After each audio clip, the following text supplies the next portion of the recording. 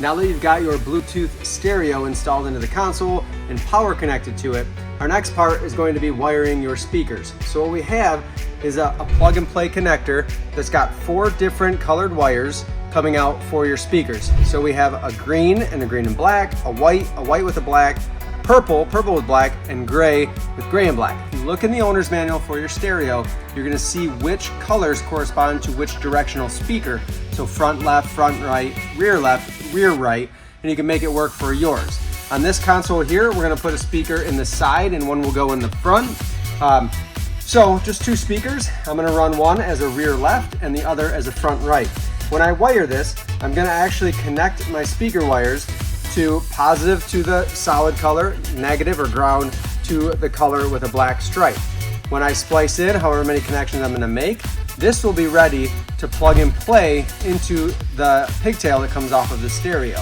For the speaker itself, the way I like to do it, once this is connected, I connect the positive is a larger splice connector, the negative or ground is a smaller, and then we have our 2 signals for the speaker itself. So what we're gonna do here is take our stereo, line it up with cut our hole. I'm gonna put all of my wire back inside, and then we have to keep in mind, so this front speaker, we're still connected to our source or to the speaker source here.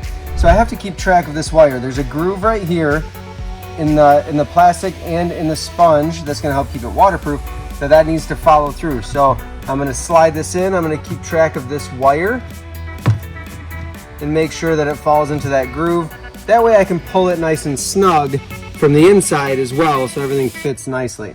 I line up my top hole here is gonna be my vertical hole. I'm always gonna put a screw in there. This one's been installed, so I get to cheat a little bit. But I'm gonna start with that screw first. Gently drive it into the console. I like to go until I see that foam squishing. That means I'm getting the waterproof.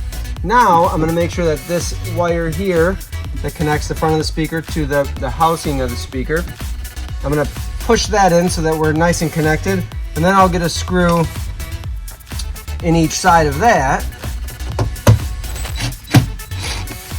and then one more on the other side. Now with that wire nice and tight, I'm ready to go float, listen to some music, and have a good time.